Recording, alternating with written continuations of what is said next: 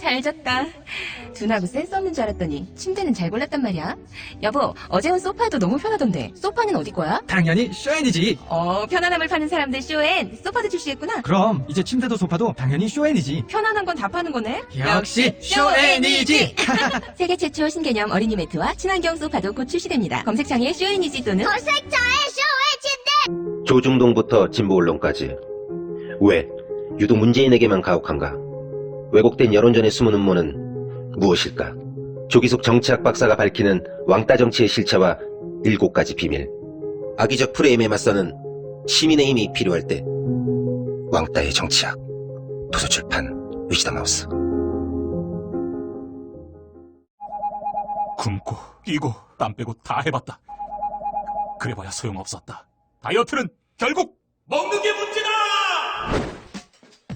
동결건조 채소와 곡물, 단백질, 그리고 효소와 비타민, 미네랄로 만든 다이어트 전용 그린 스무디로 하루 한두 끼만 바꿔 드세요. 검색창에서 비타샵을 검색해주세요. 엄마! 가글 했는데 입에서 뭐가 나왔어! 그거 올리덴탈 체크가글이라 그런겨. 지금 쓰고 있는 가글 사용 후 확인해 보셨나요? 무색소, 무알콜, 무계면 활성제의 올리덴탈 체크가글은 쉽게 나온 입안의 이물질을 눈으로 확인할 수 있습니다. 딴지마켓에서 판매 중입니다.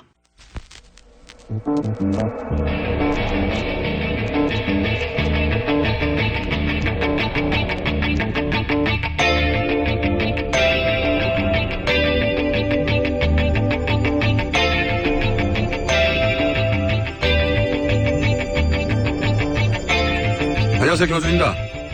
사드가 전격 반입된 지 하루 만에 실전 운용 체제에 들어갔습니다. 그런데 대선 전 사드 배치가 물리적으로 불가능하다는 국방부도, 대통령 권한대행인 황교안 대행도, 청와대 국가안보실장도, 미 부통령과 방한했던 미 외교정책부장관인 사드 배치는 어떤 정부도 수개월이 걸릴 일이기 때문에 다음 대통령이 문제를 결정하는 게 맞다고 했던 게 불과 열흘 전인데도 왜 대선을 12일 남긴 시점에 사드가 전격 배치되고 또 바로 실전 운용에 들어가는지 아무도 제대로 설명하지 않고 있습니다. 누가 이런 결정을 한 걸까요? 대통령도 없는데 대체 누가 이런 국가적 사안을 이 시점에 결정했는가? 이런 중대사가 이렇게 아무런 설명도 없이 갑자기 결정되는데 대체 어떤 주변국이 대한민국을 존중하나요? 다음 정부는 누가, 언제, 왜 이런 결정을 내렸는지 혹은 내리도록 압력을 행사했는지 반드시 밝히고 그 책임을 끝까지 물어야 합니다. 국가안보를 망치는 건 바로 그들입니다. 김호준 생각이었습니다.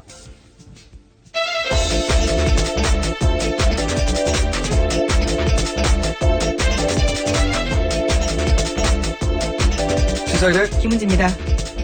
자, 첫 번째 뉴스는 어떤 겁니까? 네, 동성애가 이번 대선에서 사실상 처음으로 뜨거운 이슈가 됐습니다. 각 후보들은 동성혼에 대한 자신의 입장을 내놨습니다. 이 이슈가 서구사에서 이미 이슈가 대선에 등장한 지는 오래됐고 항상 등장하죠. 항상.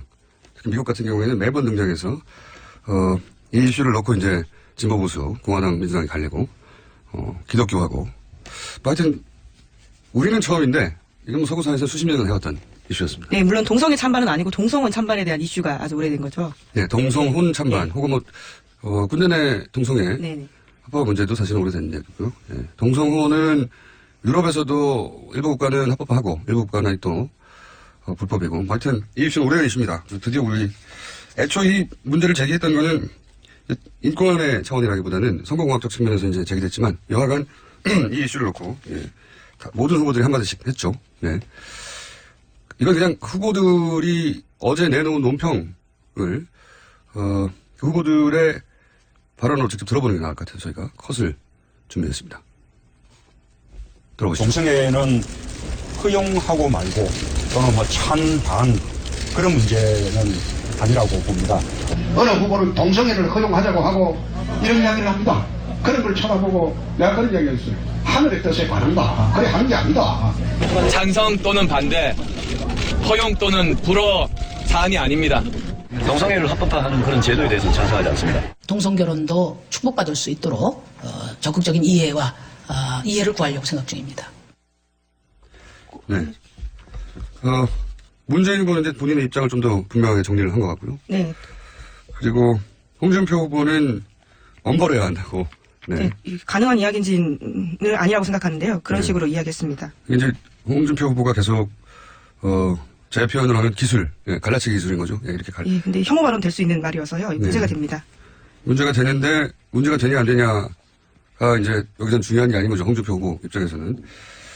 안철수 후보는 이 발언상으로는 한 가지가 중요한 게 이제 빠졌는데 보니까 동성결혼 합법화에는 반대한다라는 멘트가 먼저 있고요.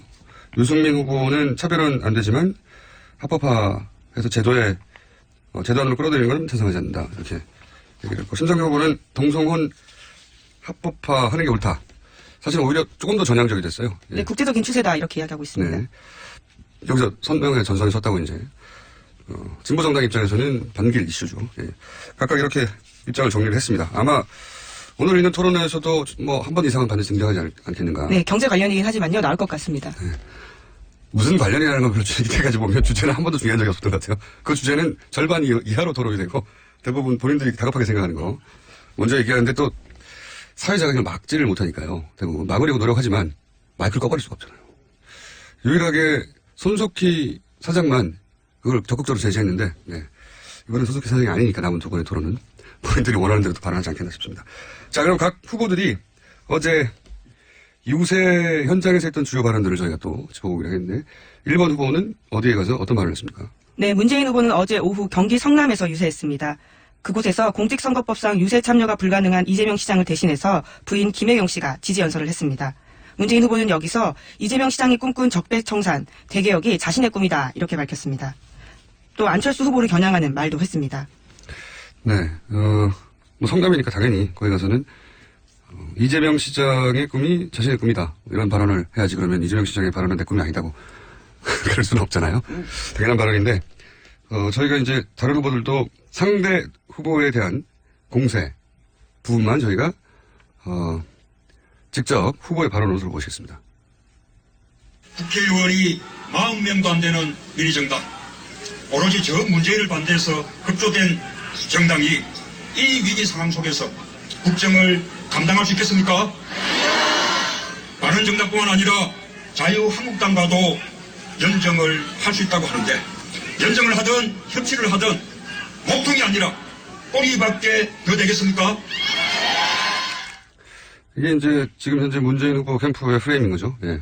지금 2위 후보에 대한 공세는 의석수가 적다. 네. 그래서 과연 제대로 정권을 이끌고 갈 수 있겠느냐 하는 이 프레임으로 이제 2위 후보에 대한 공격은 계속하고 있는 것이고요. 자, 그러면 2번 후보는 어딜 갔나요? 네, 홍준표 후보는 어제 충청도를 갔습니다. 거기서 다시 보수 표심을 자극했습니다. 사형집행제 자기가 대통령이 되면 해버리겠다 이런 말도 했고요. 또 각종 서민형 공약도 발표했습니다. 담뱃값 2,500원으로 인하하겠다라는 등의 공약도 제시했습니다. 그러면서 안철수 후보를 겨냥하는 말을 했습니다. 홍준표 후보는 갈라치기죠. 홍준표 후보의 기술은 갈라치기입니다. 그래서 사실 사형에 대해서 찬반을 국민 여론을 물어보면 흉악범에 대해서 찬성 비율이 항상 높게 나와요. 특히 네. 흉악범죄가 일어났을 때 여론조사를 하면 더 그렇죠. 높습니다. 항상 높게 나오는 편인데 다른 나라도 흉악범을 사례로 들고 사형제도가 폐지된 나라에서 물어보면 더 높게 나오는 편입니다. 항상. 그건 뭐 사람 심리상 어쩔 수 없는데, 그런데 이제 그렇게 정확하게 그런 부분을 갈라치게 하는, 자, 구체적인 본인의 음성을 들어보겠습니다. 안철수 후보는 홍준표 페이스메이커. 다음 주부터는 문재인 후보하고 좌파 후보하고 양강구도로 바로 갑니다. 사회가 얼마나 흉흉해졌습니까? 흉악범이 얼마나 날뛰고 있습니까? 홍준표가 집권을 하면 흉악범 사형 집행은 반드시 하도록 하겠습니다. 네. 워딩을 참 잘 만들어요. 페이스메이커라고 갑자기. 지금 이제 안철수 후보로부터 보수층에 지지를 뺏어와야 되기 때문에 안철수 후보 공세가 지금 많습니다. 자, 다음은 이제 3번 후보는 어딜 갔습니까? 네, 안철수 후보도 어제 대구 찾았습니다. 그러면서 거기서 문재인 후보를 견제하는 발언을 주로 많이 했습니다. 또 최근에 내세우고 있는 대통합 정부론과 관련해서 안철수 정부는 국민의당만의 정부가 아니다라면서 다양하게 통합하겠다 이런 이야기를 강조했습니다. 그럼 이제 문재인 후보 측에서의 공세, 국민의당으로 되겠느냐 하는 데 대해서 반격인 거죠. 예, 국민의당이 아니라 통합정부다. 다 함께. 예. 오늘 관련된 내용도 발표한다고 합니다. 이 공세에 대한 반격인 것이죠. 예, 반격인 것이고. 그리고 이제 역시 지금 시급한 게 홍준표 후보로부터 다시 보수 표심을 뺏어와야 되기 때문에 최근의 공세는 또 홍준표 후보에 집중된 상황입니다. 직접 들어보겠습니다. 요새 홍준표 후보 뜨는 거 보고 누가 웃고 있는지 아십니까? 홍준표 후보는 문재인 후보 지지자들에게 박수 받고 다닙니다. 알고 계십니까? 민주당은 요즘 홍준표 후보 비판 안 합니다. 왜 그런지 아십니까? 네. 역시 마찬가지로 이제 표를 뺏어야 되니까요. 네. 프레임을 이렇게 잡았고 근데 이제 연설 톤을 요즘 들으면 들을수록 자연스러워졌어요. 초반만 하더라도 어색해가지고 그 연설 톤 가지고도 사람들이 말을 많이 했는데 그건 확실히 자연스러워졌습니다. 자, 각 후보들이 이제 가장 시급한 지지를 끌어올리기 위해서 주 타겟을 정하고 이런 멘트들 계속하고 있고요. 자, 그럼 4번 후보는 어디 갔습니까? 네, 유승민 후보 어제 대구 갔습니다. 새로운 보수의 길을 구하는 국토대장정을 같이 했는데요. 측근인 이학재 의원 등은 지난 22일부터 부산에서 출발해서 대선 전날 국회의사당에 도착하는 일정으로 도보행진 중입니다. 여기에 대해서 함께하면서 그 사람들을 위로하는 말도 했습니다. 또한 3자 단일화 관련해서 계속해서 질문을 받자 거부하는 입장 확실히 내보였습니다. 4번 찍으면 4번 된다라면서 완주 의지 재차 강조했습니다. 예. 다른 후보들은 이제 본인의 표를 뺏어가거나 뺏어올 후보들에 대해서 프레임을 짜고 공세를 취하는데 안타깝게도 이제 유승민 후보 같은 경우는 당내 의견에 대해서 지금 반박할 수밖에 없는. 자, 직접 본인의 목소리를 들어보겠습니다. 단일화는 이건 원칙이 안 맞다. 명분이 없다. 이렇게 생각하니까 그 생각이 다른 그런 부분에서 당의 의견이 일치가 안 됐어요. 사실. 당론이란 말을 쓰면 안 됩니다. 네. 이게 이제 유승민 후보가 당이 제일 먼저 극복해야 될 당론 혹은 당내 분위기. 그렇다는 얘기죠. 네, 지켜야 되는 상황인 네. 거죠. 지금 막판에 이제 표심들이 자기 후보를 찾아서 점점 부동층이 줄어들고 결집하고 있는 국면인데 그 국면에서 본인이 그것만 해도 바쁜데 지금 당에서는 자꾸 사퇴나 뭐 단일화 얘기. 단일화는 유승민 후보로의 단일화가 현실적으로 안 된단 말이죠. 지지상. 후보가 당론이라고 당의 분위기가 먼저 싸워야 되니까 현재 유승민 후보는 좀 안타까운 상황이고요. 자, 5번 후보는 어디 갔습니까? 정의당 심상정 후보는 어제 서울의 한 대학을 찾아서 유세했습니다. 마크롱 후보를 언급하면서 프랑스 대선에서 의석수 많은 큰 정당 후보들은 다 떨어졌다라면서 자신의 경쟁력을 강조했습니다. 또 20대에서는 문재인 심상정 양강구도라는 이야기를 하면서 문재인 후보를 겨냥하는 발언도 했습니다. 그렇군요. 이제 프랑스 대선에 대해서 이제 언급들 하는군요. 예, 어제는 안철수 후보가 이야기했죠. 국민의당 캠프에서 그런 얘기를 했죠. 약간 뭐 정체는 당연한데 아전인수로들 해석을 하고 있습니다. 왜냐하면 양강 체제를 무너뜨린 게 아니고 양강 체제가 무너져서 이런 후보가 부상한 거거든요. 선우가 그렇긴 합니다만은. 자, 심상정 후보는 본인의 표가 어디에 있고 누구를 타겟으로 하는지 본인의 목소리를 직접 듣겠습니다. 제가 요즘 지지율 팍팍 올라가고 있는 거 아시죠? 네! 다 여러분들 때문이에요. 지금 20대에서는 문재인 심상정 양강구도예요, 여러분. 문재인 후보님, 이분이 다 좋은데 너무 약해요. 너무 유용하네요. 대사가 너무 모호해요. 재벌 개혁 의지는 너무 미약하고 눈치 보고 벌써. 그리고 우리 노동 정권이나 청년들의 미래를 약속하는 데는 아직 좀 인색하다. 네, 양강구도 요즘 정의당이 밀고 있는 거죠. 뭐 이건 당연히 밀 수밖에 없습니다. 각 후보들이 홍준표 후보도 양강구도라고 정하고요. 안철수 후보도 양강구도라고 정하고 심상정 후보도 이제 좀 솔직하게 20대에서 네, 특정 지지층을 타겟해서 이야기했죠. 20대에서 양강구도라고 하고 기본적으로 이제 문재인 후보 지지층에서 특히 이제 젊은 세대에서 지금 여론조사를 분석해 보면 심상정 후보 쪽으로 넘어오는 표가 있다고 생각해서 타겟을 여기다 했어요. 프레임을. 자, 다들 자기들이 유리한 대로 자기들이 유리한 프레임을 짜서 자기들 지지율을 방해하고 있는 쪽을 공세를 취하는 방향으로 유세를 어제 하루 동안 했습니다. 뭐 당연한 거죠. 예. 자, 그리고 다른 뉴스 또 간단하게 짚어볼까요? 네, 안철수 후보가 어젯밤 김종인 전 대표와 회동했습니다. 안 후보는 김 전 대표와의 독대에서 도움을 요청했다라고 알려졌고요. 오늘 정도 김 전 대표의 입장이 나올 것으로 보입니다. 알겠습니다. 이거는 저희가 잠시 후에 박지원 대표와 연결을 하기 때문에 그때 자세히 들어보기로 하고요. 세월호 관련 뉴스도 단신이 있죠. 네, 세월호 수색에 돌입한 지 열흘째인 어제 미수습자의 유류품이 처음으로 발견됐습니다. 단원고 박여긴 군의 교복이 온전한 상태로 4층 객실에서 발견됐습니다. 여기서 이제 뉴스가 단신이어서 사실은 박영건 군이 그 교복을 입고 있었었는지 입고 있었던 학생들도 꽤 있거든요. 근데 부모님도 확실히 알 수 없는 게 교복을 가져갔다가 배에서 입었을 수도 있고 혹은 뭐 교복을 그냥 보관했을 수도 있고. 네, 갈아입었을 가능성도 있습니다. 네, 가지고 그냥 갔는데 가방 속에 있을 수도 있는데 그 상황이 어땠냐에 따라서 이제 완전히 다르게 해석될 발견이겠죠. 자, 뉴스는 여기까지 하고, 이제, 여론조사 발표할 수 있는 게 다음 주 화요일까지예요. 네, 5월 2일까지 가능합니다. 그러니까 이제 토론 오늘 있죠. 네. 네. 그리고 이제 한 번 더 있는데. 토론이 5월 2일입니다. 네. 5월 2일 날이 마지막이고 그 이후로는 여론조사 할 수가 없어요. 네, 뭐 할 수 선거법상 있는데. 네. 금지되어 있습니다. 공표 자체가 금지되어 저는 있습니다. 참 이상한 조사라고 생각해요. 가장 사람들이 궁금해할 때 왜 못하게 하는 건지 이상한 법이라고 생각하지만 현재 법은 그렇습니다. 그래서 다음 주 초까지의 여론조사 굉장히 중요하죠. 주초, 월화 사이에 발표될 여론조사. 그 다음 일주일 동안은 이제 깜깜한 상태로 지내게 되는데 이 시점에서 각 후보들 전략을 간단하게 이해해 볼 필요가 있어서 이 브리핑 시간에 짧게 한번 얘기하고 왜냐면은 그 마지막 기간 동안 일주일요? 예, 네. 어떤 전략으로 각 후보들이 나아갈 것인지 이때까지 전략을 되짚어서 한번 보려고 하는 의미인데 홍준표 후보 전략을 먼저 얘기하지 않을 수 없는 게 지금 판세가 흔들리냐 마느냐는 일단 홍준표 후보의 전략이 성공하느냐 실패하느냐에 달린 측면이 꽤 있습니다. 그래서 홍준표 후보 전략을 먼저 간단히 짚으면 매우 간단해요. 지지층만 타겟팅하고 나머지는 갈라치기 한다. 이 전략을 일관되게 구사하고 있어요. 네. 귀족노조, 노무현 전 대통령에 대한 혹은 군 가산점, 사형제, 동성애 전부 다 갈라치거든요. 지난 토론에서 굉장히 그 모습을 아주 극적으로 보여줬습니다. 네, 항상 이래 왔고요. 전문가들의 이제 토론의 후평을 보면 항상 홍준표 후보는 토론 점수가 가장 낮아요. 근데 저는 생각이 다른 것이 대선 후보 토론이 토론 경진대회가 아니거든요. 지지층 결집 이 관점에서 보면 홍준표 후보는 항상 성공적이었어요. 토론회가. 그러니까 매우 품격이 낮거나 지지할 수 없다 말할 수 있는데 품격이 낮다고 해서 효과까지 없는 건 아니거든요. 두부를 혼동하면 안 되는데 선거공학적인 측면에서는 성공적인 전략으로 지지층을 꾸준히 결집시켜서 어떤 시점에 본인이 2위가 되는 순간 급속도로 전통적인 진보 보수 장강 구도로 간다. 이게 전략이죠. 간단하게. 처음부터 그렇게 얘기해왔고 이 구도대로만 움직였고 문제는 전략 자체가 굉장히 극단적이잖아요. 나머지를 버리는.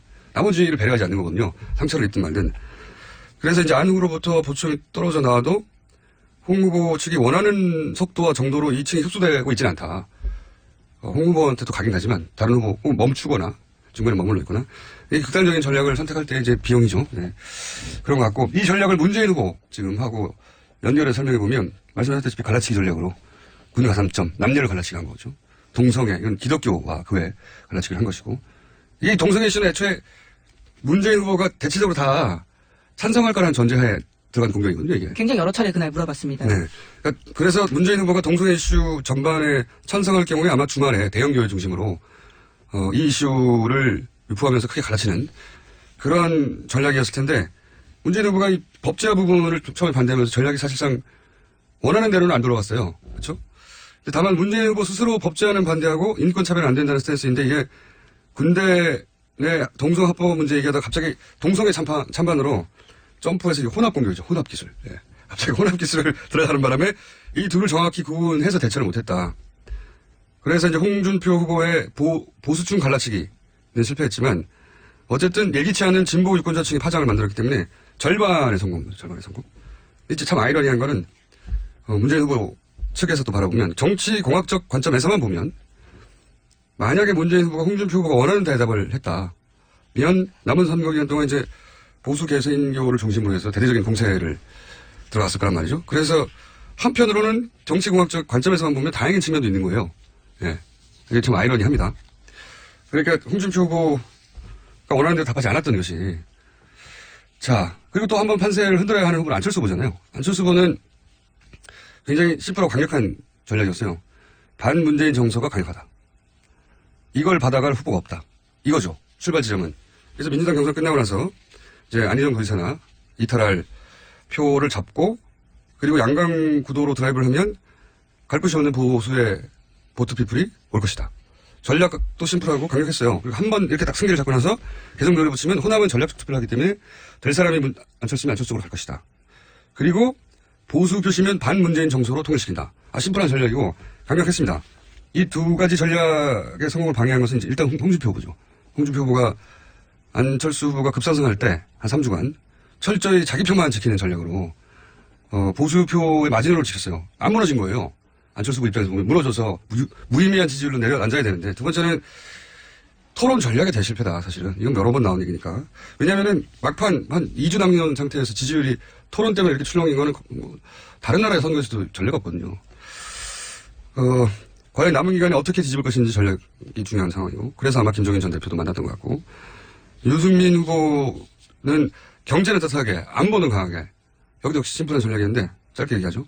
토론 경진대회가 아닌데, 항상 지지율, 그러니까 토론은 잘했다고 평가를 받는데, 뭐랄까, 너무 집요하다, 너무 모질다, 이런 인상을 중도 유권자한테 줘서 확 몰리지는 않았다. 저는 이건 근데 당의 책임이 크다고 보는 게, 후보 자신은 몰라요. 자기가 어떻게 하고 있는지를. 그다음에 끝나고 나서 모니터링하고 당 차원에서 자 이건 잘했는데 이것은 보완해야 된다고 잡아줘야 되는데 계속 똑같은 패턴으로 가는 걸 보면 당 차원 서포트를 충분히 못 받고 있다. 모니터링이 안 되고 있는 것 같아요. 개인기로 여기까지 왔는데 당의 서포트가 없는 것 같다는 생각이 들고. 심상정 후보는 문재인과 차별을 하면서 사표 심리는 자극하지 않는 전략. 이 줄타기를 잘 해왔죠. 비교적. 잘 해왔는데 남겨진 숙제는 심상정 후보 입장에서는 막판 일주일, 이 여론조사 공표가 금지된 기간에 각 지지자들의 불안 심리가 극대화되는 기간이거든요. 이때 전통적으로 진보 정당의 후보를 지지하던 분들이 불안 심리 때문에 흩어집니다. 네, 그걸 어떻게 극복해 나갈 건지 그 전략이 굉장히 중요한 시점이 왔다. 네, 간단하게 짚어봤습니다. 안 거론한 후보 없죠? 간단하진 않은 것 같아요. 그래도 3분 30초 만에 모든 후보를 다 훑었어요. 네, 여기까지 하겠습니다. 시사인의 김은지였습니다. 감사합니다. 아무도 묻지도 따지지도 않고 가입하셨다고요? 보험은 너무 어려워요. 걱정 마십시오. 마이보험 체크가 도와드립니다. 1800-7917 마이보험 체크로 지금 전화주세요. 1800-7917 이미 가입한 보험이나 신규 보험도 가장 좋은 조건을 체크해서 찾아드립니다. 인터넷 한글 주소 마이보험.com 또는 카카오톡에서 아이디 검색 마이보험을 친구 추가하여 상담하실 수 있습니다. 똥은 싸고 다니냐? 미치도록 싸고 싶다. 빅동의 추억. 미국 장사랑! 구렁이똥, 이뻤다. 장이 살아야 내 몸이 산다.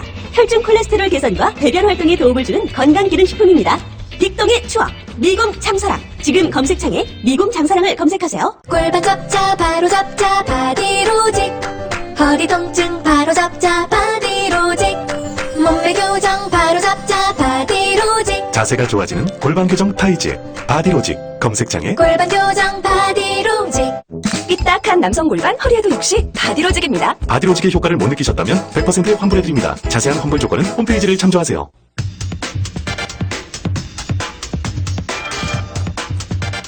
어제 더불어민주당에 이어서 오늘은 국민의당 안철수 후보 캠프가 판단한 현재 판세, 앞으로의 과제, 향후 전망 들어보겠습니다. 국민의당 박지원 국민선대위 공동상임위원장 전화 연결됐습니다. 안녕하세요, 대표님. 예, 안녕하세요. 오랜만입니다, 대표님. 광주에 있습니다. 예. 광주에 있습니다. 광주시군요. 우리 김청수 누구 찍으실 거예요? 원래 이 선거 때 바쁘면 바쁠수록 오히려 힘이 펄펄 나시는 분인데 요즘은 좀 여러모로 스트레스 좀 받으시죠? 받지 않아요. 스트레스 안 받으십니까? 김청수가 OK 3번 안철수 찍으면 되니까. 우선 현재 판세에 대한 그 대표님 견해부터 듣고 싶은데 대선 후보로 안철수 후보가 선출된 후에 한 3주간은 급상승했고 최근 2주는 하락 국면이다. 이 분석에 동의하십니까? 네, 그렇습니다. 왜냐하면 우리 안철수 후보는 거의 10개월간 최저 5%에서 8, 9% 선을 유지하고 있다가 우리 당의 국민총선 완전 경선 투표에 의해서 후보로 확정되고 그 과정에서 연설이나 TV 인터뷰 등을 통해서 자질을 발견해가지고 왜냐하면 한 30%가 껑충 뛰어 올라갔어요. 예. 그런데 그때 제가 얘기했지만 태풍은 강하지만 길지 않다. 너무 많이 올라가기 때문에 조정기를 걸칠 거다라고 했는데 물론 우리 잘못도 있겠지만은 지난 한 2주간 조정기를 거치고 있다.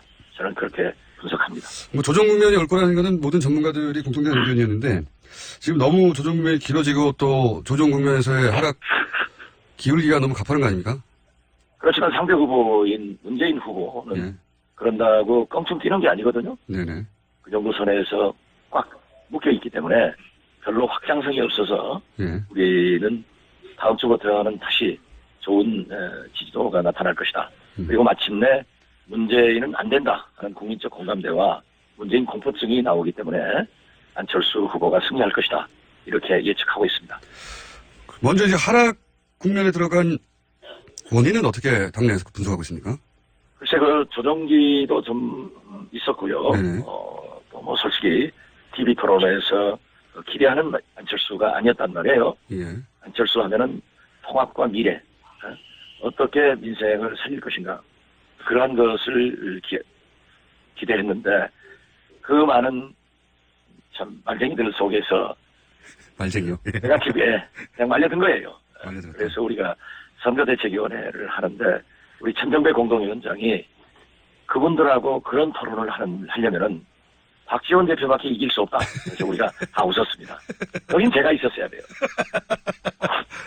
맞습니다. 저도 동의합니다. 말싸움하는 데는 대표님이 가셨어야 되는데.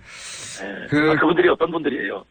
그런데 이제 그런 면도 있지만 전략도 실패였다. 예를 들면 대표님이라면 당연히 선거는 공격이지 수비로 가면 안 된다 생각하실 분일 텐데, 예를 들어서 갑철수, MB 아바타, 이건 안철수 후보가 본인이 들고 나온 건데 이건 자신이 자신을 공격한 모양새가 됐거든요. 이 전략의 실패는 누가 이런 전략을 세고 나온 건가요?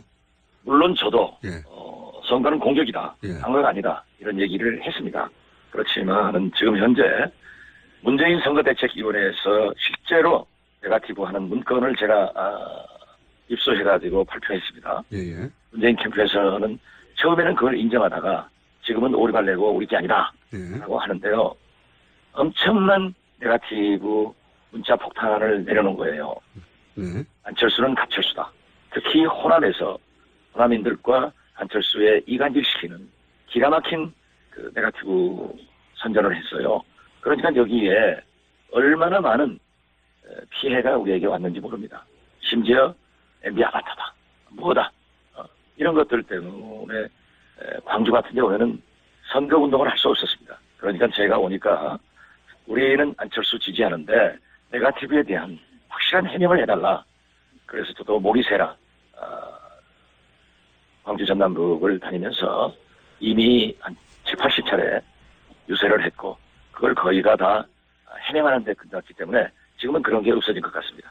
그게 저는 뭐 캠프에서 그런 전략을 세울 수도 있고 당에서 유세 현장에서 그렇게 말할 수도 있는데, 제가 궁금한 거는 토론회에서 후보들을 상대로 먼저 이 얘기를 그러니까 하면, 안철수 후보도 거기에 너무나 심한 네거티브를 당하고 있으니까 오히려 공격적으로 해가지고 해명된 그러한 차선책도 됐다. 저는 그렇게 봅니다. 그래요? 그 전략이 아예 실패한 건 아니라고 보시는 겁니까? 그렇습니다. 그 중앙일보 보도에 의하면은 전문 기자들이 평점을 한 걸 보면은 제일 잘한 A+는 유승민, 그리고 B+로 안철수, B로 심상정, 공동 꼴등이 문재인, 홍준표더라고요. 그런 거 보면은 국민들이 현명한 눈을 가져서 문재인 후보 보십시오, 여보세요, 내 정책본부장한테 물어라, 이건 좀 오만한 태도거든요. 그래서 오히려 JTBC 주최하는 마지막 토론은 우리는 선방을 했고 상대적으로 문재인 후보의 대통령 다 된 듯한 그 특유의 오만함이 나타나서 손해가 됐다, 이렇게 봅니다. 마지막 토론에 대한 분석은 알겠습니다만 그 앞 토론에 대해서는 제가 궁금했던 건 뭐냐면 누가 그런 전략을 세웠나 하는 거였습니다. 전략을 누가 세웠다라기보다도 그때의 포커스는 네거티브에 대한 공격적 방어를 하자, 그런 것으로 세운 것 같습니다. 그러니까 후보가 그렇게 단도직입적으로 치고 들어갔고, 우리가 좀 국민 통합과 부패 척결 그리고 미래, 이러한 것은 상대적으로 좀 약하게 됐는데 그래도 그 심한 네거티브를 극복할 수 있는 계기를 만들어줬다. 그렇지만 후한 평점은 못 받았다, 이런 말씀을 드리겠습니다. 알겠습니다. 홍준표 후보 상승세도 분명해 보이는데 이 상승 요인은 어떻게 보상하십니까? 왜 상승했어요? 네? 홍준표 후보 상승세도 분명해 보이는데요. 홍 후보의 상승 요인은 어떻게 보십니까? 홍준표 후보를 저는 비하할 생각은 전혀 없습니다. 그건 아예 무시하고 들어가는 게 좋은데, 그래도 그분이 말재간이 좋잖아요. 여러 가지로 공격적이고, 그래서 과격한 극우 보수를 자극할 수 있는 용어를 써서 잠시의 현상이지, 투표 결과를 보면은 건전한 보수들이 홍준표 후보를 택하지 않을 것이다. 저는 그렇게 봅니다. 그러면은 홍준표 후보 상승이 일시적이라고 하더라도 지금 시간이 열흘밖에 안 남았기 때문에 그 일시간 열흘 가면은 안 되는 거 아닙니까? 혹시 이 캠프 전략이 따로 있습니까? 홍준표 후보 상승을 상대할? 홍준표 후보는 상대할 필요성을 아직 느끼지 못합니다. 그건 그러한 식으로 토론에 임하고 사방천지에 가서 그러한 발언을 쏟아내면은 건전한 국민들이, 물론 극단적인 국민들은 추종하겠지만 별 의미가 없다, 이렇게 생각을 합니다. 그런데 이제 결국 우리는 정권 교체가 돼 있는 겁니다. 박근혜 대통령의 파면, 구속으로 인해서 정권 교체가 돼 있고, MB의 4대강 비리나 자원외교 비리, 이러한 문제를 다시 척결을 해야 되거든요. 그렇기 때문에 국민들은 이미 정권 교체가 돼 있는 거예요. 즉 야야 대결입니다. 안철수, 문재인 대결인데 그 두 후보를 놓고 보면서 과연 누가 미래를 더 잘 대비할 수 있느냐. 제4차 산업혁명 얼마나 지금도 원튼 원치 않든 들어서 있지 않습니까? 여기에 대한 불안도 존재하는 거거든요. 그래서 그러한 데는 전문가가 필요하다. 언제까지 최순실이 써준 원고를 읽는 제2의 박근혜 대통령이 필요하냐. 이건 벌써 이미 결정했다고 생각합니다. 알겠습니다. 그런데 이제 안철수 후보 자신이 홍준표 후보를 자꾸 거론하고 있어요. 홍준표 후보를 거론할 필요가 없다고 하셨는데, 대구에 가서도 홍준표 후보가 뜨는 것을 보고 누가 웃나, 홍준표 후보는 문재인 후보 지지자들에게 박수 받고 다닌다, 민주당은 홍 후보를 바라지 않는다, 이렇게 홍준표 후보를 견제하고 있거든요. 그 대구에 가서 보수층이 강한 곳에 가서는 홍준표 후보, 그래도 후보인데 말씀할 수밖에 없죠. 가령 노동계에 가서 심상정 후보를 거론하지 않을 수 없는 것 아닙니까? 그래서 제가 먼저 홍준표 찍으면 문재인 된다, 홍준근 얘기했더니 홍준표 후보가 안철수 찍으면 박지원이 상황된다. 지금 이조 시대도 아니고, 그러나 그 말이 재밌으니까 먹혔어요. 그래서 저는 다시 얘기합니다. 홍준표 찍으면 박근혜가 옥황상제 된다. 박근혜가 옥황상제 된다. 그 탄핵 파면된 박근혜를 무슨 왕처럼 그렇게 모시는 게 뭡니까? 이건 도저히 일반적 상식을 가진 국민의 의사를 무시하는 거예요. 알겠습니다. 헌법재판소를 자본들이 쓴 판결문 같다, 이런 태도를 보고 건전한 보수나 상식 있는 보수가 홍준표가 대통령 감인가 하는 것에 대해서는 다시 생각할 겁니다. 알겠습니다. 어쨌든 지금 추세가 하락 국면이다 보니까 이게 추세를 바꿔놔야 할 텐데, 그래서 이런 회동이 이루어진 것 같은데, 어제 이제 안철수 후보와 김종인 전 대표가 회동이 있었지 않습니까? 우선 그 말씀하시기 전에요. 네. 제가 실제로 호남을 그제 어제 전라북도, 광주, 전남 다 들어갔습니다. 전통시장에 들어가더라도 왜 주위에는 문재인 찍는다고 하는 사람이 없는데 이런 조사가 안철수가 낮게 나오느냐. 저도 선거를 많이 치러봤지만은 전국 어디를 가든 바닥은 좋습니다. 그런데 제가 볼 때는 이 여론조사가 하도 많으니까 우리 지지층에서는 전화를 끊어버리고 받지 않더라고요. 그래서 저희는 샤이 안철수, 샤이 안철수도 있지만은 저는 이틀 전부터 유세를 하면서 여론조사 서울에서 걸려오는 전화가 받으셔야 된다. 그래가지고 안철수를 꼭 눌러줘야만이 1등이 되고, 그래야 다른 부동층에서도 안철수 되겠구나 하고 한다 해서 사실상 여론조사에 좀 응해달라 하는 호소를 하고 있습니다. 근데 안철수 후보를 지지하는 게 왜 샤이할까요? 뭐가 부끄럽다고? 말씀이 맞다고 치더라도? 아니, 샤이 안철수라고 우리 김총수가 얘기했지. 아니, 저는 제가 얘기한 건 아니에요. 그 제가 말씀하신 말씀드리는 것은 여론조사에 잘 응하지 않는다. 그러니까요. 제가 여론조사 전문가들이 이제 그럴 경우 샤이라고 표현하는데, 안철수 후보, 홍준표 후보에 대해서 샤이 홍준표가 있다는 주장은 아니, 그건 좀 샤이 홍준표도 있고, 샤이 문재인도 있고, 샤이 안철수도 있어요. 그걸 우리가 부인할 수는 없죠. 왜 그러느냐? 왜 그렇습니까? 그것은 우선 자신을 못 가졌을 때도 있고, 확실하게 지지를 마음을 가지고 있으면은 그때가 나타날 필요 없지 않느냐, 이런 생각을 갖는 분들도 있죠. 충성도가 낮다는 표시가 되지 않을까요? 그런 점도 있을 겁니다. 왜냐하면은 문재인 후보들은 되게 전국의 문파 조직이 좋잖아요. 이 사람들은 아주 적극적이란 말이에요. 자, 알겠습니다. 그 부분은 알겠고요.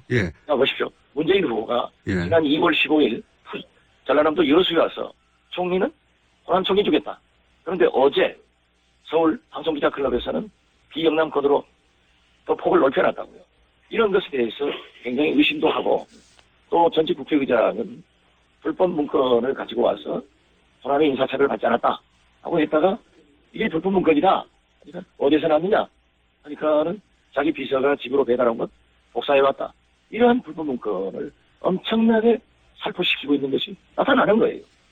그래서 지금은 뭐라고 얘기할 수 없지만은 골프나 선거는 고개 쳐들면 집니다.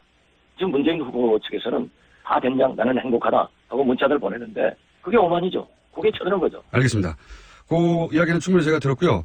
그래서 이제 김종인 전 위원장과 안철수 후보는 어제 무슨 얘기를 갖고 어디까지 합의했고 어떤 내용이 발표될 예정인가요?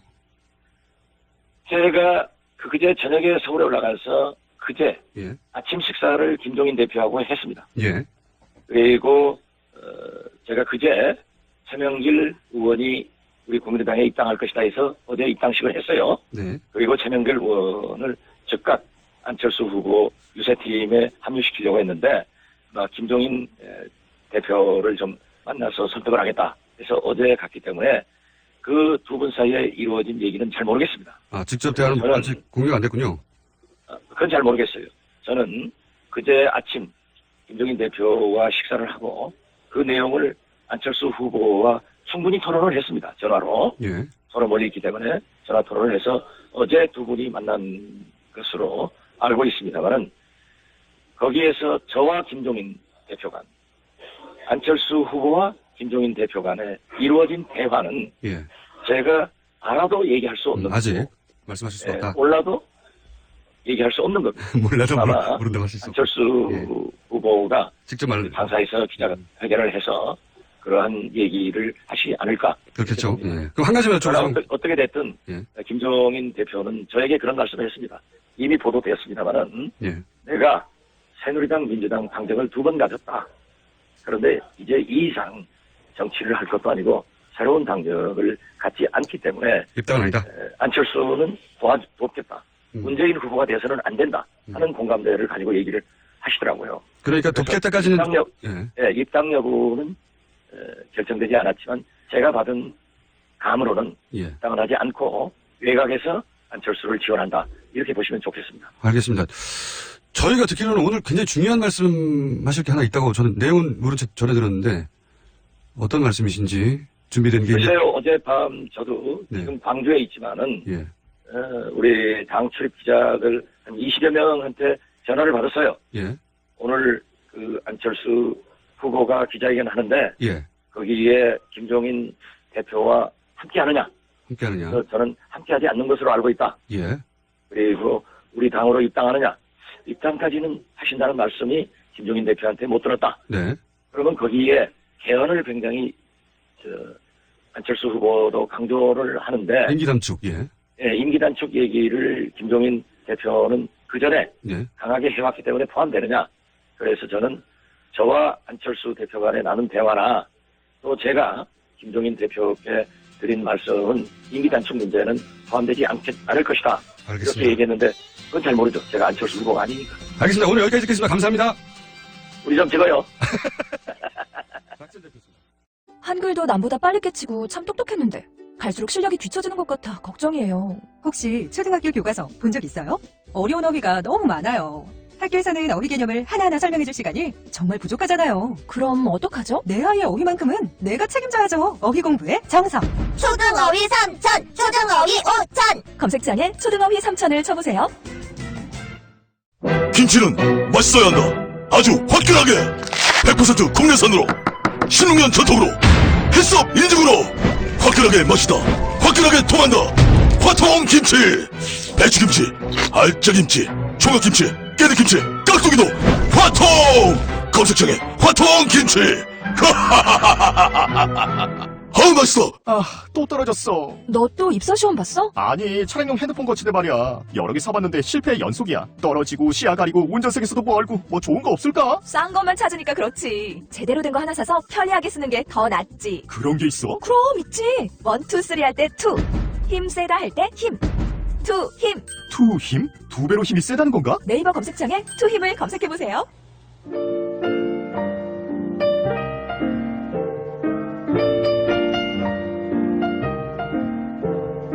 자, 불친절한 AS. 오늘은,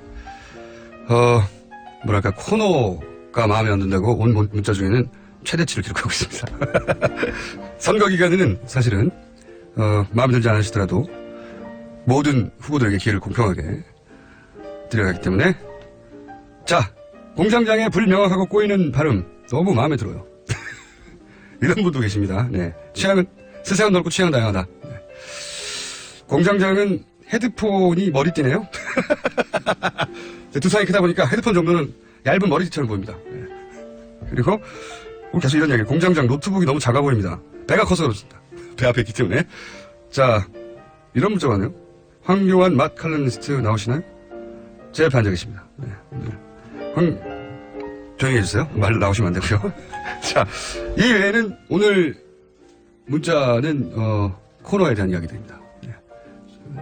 대선 후보급들이 나왔을 때 정도의 문자가 폭탄처럼 쏟았습니다. 여기까지 하겠습니다.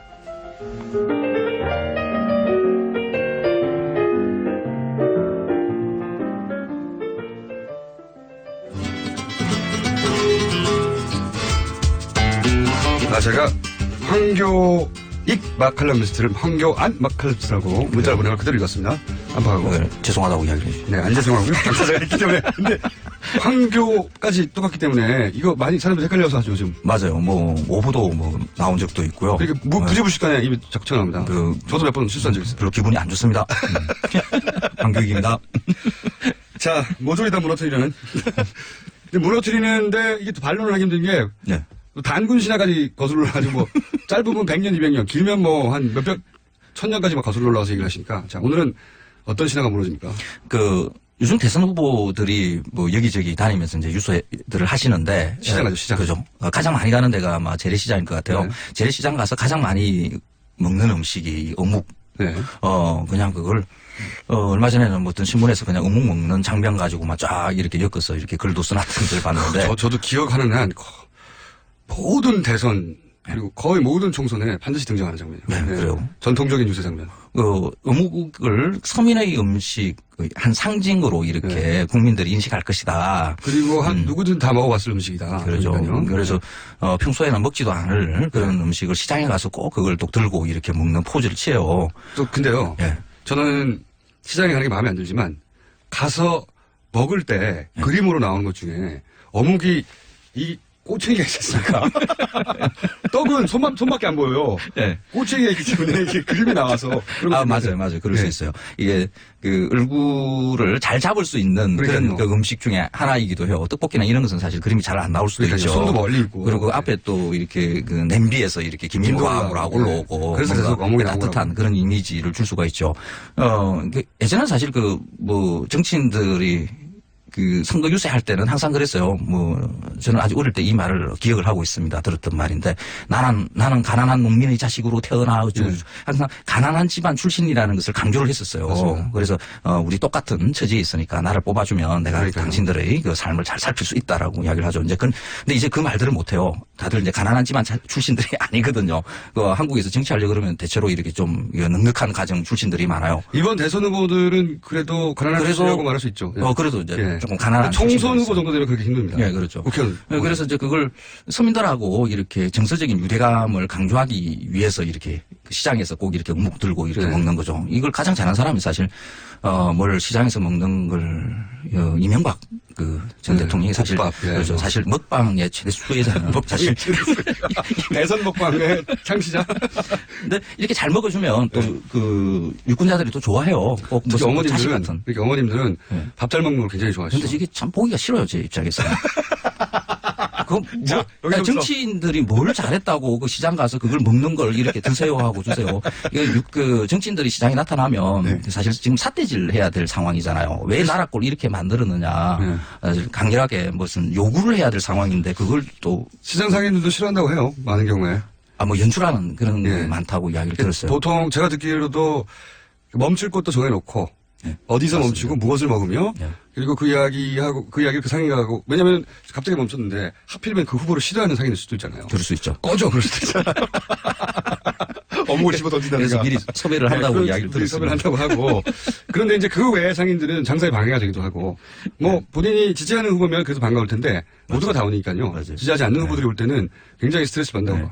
근데 이 어묵이 이제 뭐 서민 음식의 대표처럼 이렇게 돼 있는데 원래는 사실 그런 음식은 아니죠. 원래 어묵이라고 이렇게 부르는 것은 이제 우리말로 순화하기 위해서 이제 어묵이라는 말로 바꿨는데 과거에는 오뎅이라고 많이 했었죠. 오뎅이죠. 그러니까 오뎅을 어묵 이러니까 그게 뭐 제대로 번안된 것으로 보이는데 그렇지는 않아요. 실제로 다른 겁니다. 오뎅이라는 것은 지금 우리가 말하는 그런 어묵을 말하는 게 아니라 어묵, 무, 곤약, 달걀, 뭐, 이 기타 등등을 꼬치에 깨워서 이렇게 뭐 간장에 넣어서 이렇게 끓이는 일본 음식. 그러니까, 지금 보자 그러면 오뎅탕, 뭐 어묵탕 해서 이렇게 술집 같은 데서 여러 개 넣고 이렇게 끓이는 거 있죠.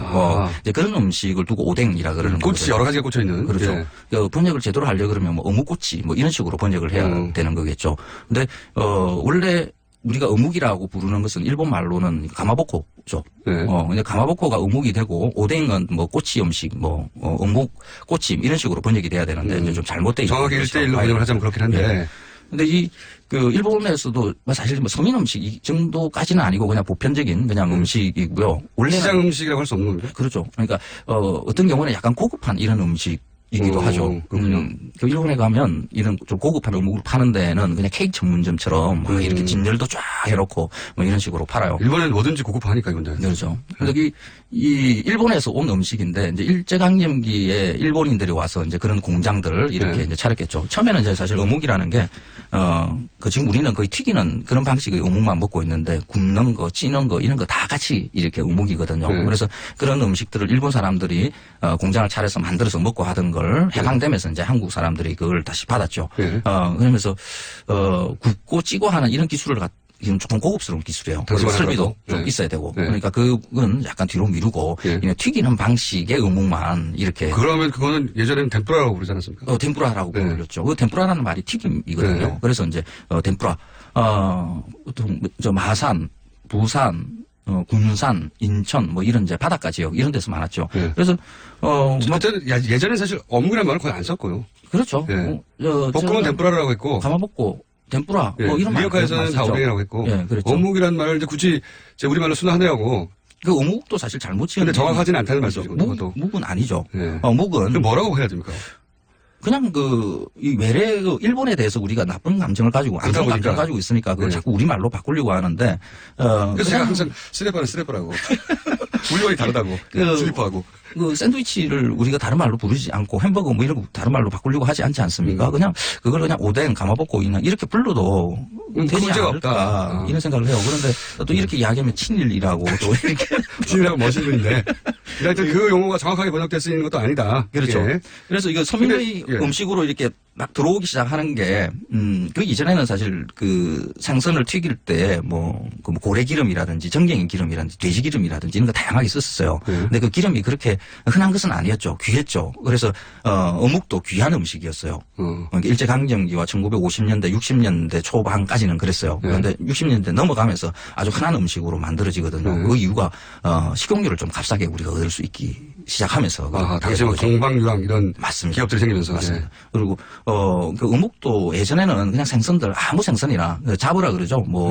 그 상품 가치가 없는 자잘한 생선들 잘 안 먹는 생선들을 그 조기 작은 거, 갈치 작은 것들 뭐 이런 것들 그냥 갈아서 그냥 섞어서 먹었던 거죠.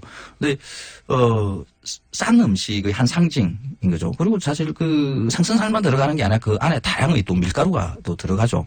거의 동량으로 이렇게 들어가는 것도 많았고요. 그래서 서민의 음식으로 이렇게 변하고 그 서민의 한 상징 음식으로 지금 자리를 잡고 있는 겁니다. 어묵 맛도 좀 맛이 많이 변했어요. 어떻게 변했습니까? 요즘에는 그 국산 생선으로 생산되는 건 거의 없어요. 어묵 자체가요? 네, 그 연육이라고 이름을 붙여놨는데 그 연육을 원료육입니다. 그걸 보통 베트남이나 뭐 남중국해에서 잡은 뭐 이름도 긴꼬리 어쩌고 저쩌고 하는 이런 들어보지 못하는 잘 우리가 알지 못하는 그런 굉장히 단가가 가장 낮은 생선으로 어차피 싼 음식이니까 해외에서 들여와가지고 우리가 사실 근해에서는 잡히지 않는 걸로 만든. 그러니까 우리가 베트남이요? 네, 베트남 물고기를 먹고 있는 거네요. 어묵으로 만들어가지고. 다고 봐야 되는 거죠. 그래서 어묵을 이게 정치인들이 이렇게 드시는 모습을 보면 이게 또 그 한국의 정치 현실을 또 보는 것 같아가지고. 아, 그래요? 어떻게? 사실 민주공화정이라는 게 미국에서 갑자기 우리한테 툭 던져준 그 정치 체제잖아요. 그걸 우리가 어떤 식으로 써야 될지도 잘 모르겠고, 뭐 이러다 보니까 뭐 독재도 나타나고, 뭐 이상야릇한 뭐 사례도 되고, 이 시민들이 뭐 제정신이 없어요. 저게 바른 정치인가, 민주가 뭔지, 공화정의 운영이 어떻게 되는 건지, 그냥, 뭐 엎치락뒤치락 하면서 그냥 이렇게, 살아가고 있는 거죠. 그게 점점 나아지는 것 같긴 합니다. 최근 들어서 점점. 제 모양의, 제 맛의 그런 어묵이 뭔지 모르고 우리가 그냥 대충 그냥, 이게 어묵이야, 뭐 이러면서 서민들이 한 상징 음식인 것처럼 그렇게 정치인들이 이렇게 먹고 있는 게 그 정치인들이나 어묵이나 그 모양이 좀. 근본이 없다고 말씀하시는 거예요, 한마디로.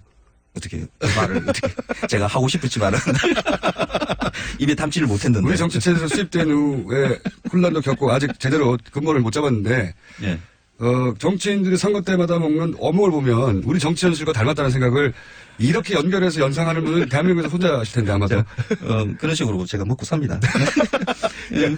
어묵을 보시면서 우리 정치인과 닮았구나. 저 근본 없는 음식을. 이제 그 후보님들 이제 그 어묵 이제 그만 들고 사진 찍지 마시고 그 재래시장 가면 또 요즘 새롭게 만들어지는 이런 음식들도 많거든요. 한국형 어묵이라고 할 수 있는 게 새로 개발되고 있나 혹시? 그런 거 말고 그 재래시장에 가면 그 재래시장만의 그 특유한 음식들을 지방 음식들 예를 들어서 그렇죠, 지방의 음식들 기왕이면 그런 거 드셔가지고 그 지역에 있는 그 향토 음식 이런 것도 좀 홍보도 좀 되게 하고 뭐 이런 것들을 하셔야죠. 어묵은 그냥 부산 어묵 유명하잖아요. 그러니까 부산 유세 가셨을 때 이렇게 드시고 강원도 가서도 어묵 먹고 대구 가서도 어묵 먹고 그러지 말라고 근본이 너무 없어 보인다고 차라리 그 지역 음식을 먹어서 후보가 먹는 음식이 저게 뭐지? 맞아요. 그래서 이제 기왕에 먹방 찍으려고 그러면 지역 경제에 도움을 주는 그런 먹방이 돼야 되지 않겠어요? 저는 이제 말씀을 들으면서 일리도 있고 또 한편으로 마칼럼니스트라는 게 얼마나 어려운 직업이가. 이 대선 전국에서 맛으로 무엇을 연결해서 스토리를 만들 것인가. 뭘 어떻게든 엮어야 되니까. 어제 밤부터 이 이야기를 연결하고 머리에 좀 쥐가 좀 났었어요. 네, 엮였고요. 충분히 엮였고요. 설득력도 있습니다. 자, 오늘 여기까지 해야 될 것 같습니다. 네, 고맙습니다. 지금까지 황교익 마칼럼니스트였습니다. 저는